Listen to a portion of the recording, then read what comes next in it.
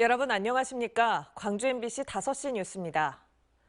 광주와 전남 지역에서 신규 코로나19 확진자가 15,000명대로 증가세가 주춤한 것으로 나타났습니다. 광주 전남 방역당국에 따르면 어제 하루 광주에서 8,461명, 전남에서 6,857명이 코로나 양성 판정을 받은 것으로 집계됐습니다. 하루 전인 19일과 비교하면 광주는 1,570명, 전남은 4,040명이 감소했습니다. 한편 오늘 오후 2시 기준으로 광주의 신규 확진자는 5,477명, 전남은 2,248명으로 집계됐습니다. 오늘부터는 광주 자치구 선별진료소 이용 시간이 오후 6시까지로 2시간 단축 운영됩니다. 광주시에 따르면 의료자원의 효율적인 운영을 위해 오늘부터 광주 5개 자치구 선별진료소 운영 시간을 오전 9시에서 오후 6시까지로 2시간 단축 운영한다고 밝혔습니다. 그러나 광주시청 임시선별진료소는 오후 2시부터 10시, 하남 임시선별검사소는 오후 1시부터 9시까지로 현행대로 운영됩니다. 더불어민주당이 지방선거 후보자에 대한 자격 검증을 철저히 하겠다고 밝혔습니다. 민주당 광주시당은 이번 지방선거에서 강력범죄와 음주운전, 성폭력, 투기성 다주택자 등에 대해서는 부적격을 원칙으로 철저하게 검증하겠다고 밝혔습니다. 또 시민 눈높이에 맞는 깨끗한 후보를 공천하기 위해 신청자들의 자격을 공정한 기준으로 검증하겠다고 덧붙였습니다. 지방선거를 2달여 정도 남겨둔 상황에서 이용섭 광주시장이 다음 주에 예비후보 등록을 하기로 했습니다.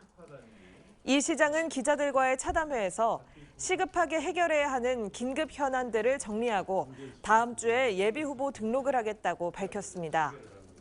인수위 구성이 완료된 시점에서 광주형 일자리 시즌2 등 광주 주요 사업들이 정부 국정과제에 포함될 수 있도록 행정 공백을 최소화하기 위한 결정이라고 설명했습니다. 붕괴된 광주 화정동 현대 아이파크 아파트 인근에 내려졌던 통행 금지 조치가 사고 70일 만에 해제됐습니다.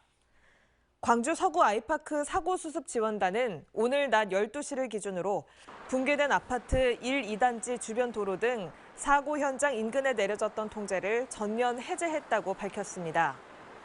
지원단은 추가 사고 위험 요소로 꼽혔던 붕괴 건물의 잔해가 제거됐고 낙하 방지망 등 안전 조치도 마무리돼 차량과 보행자가 통행해도 된다고 판단했습니다.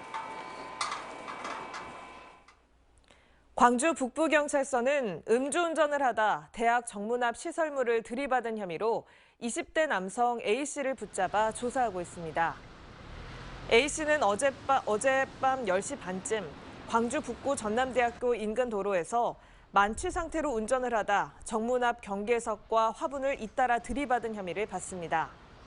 경찰 조사 결과 A씨의 혈중 알코올 농도 수치는 면허 취소 수준이었던 것으로 드러났습니다.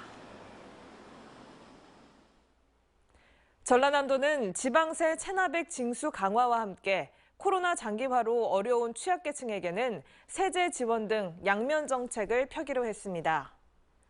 전라남도는 체납자에 대해 암호화폐 거래소의 가상자산 소유 여부를 확인해 압류하고 이와 별도로 영세기업, 소상공인은 징수 유예와 관어사업 제한 유보 등으로 체납자의 경제활동 회생을 지원하기로 했습니다.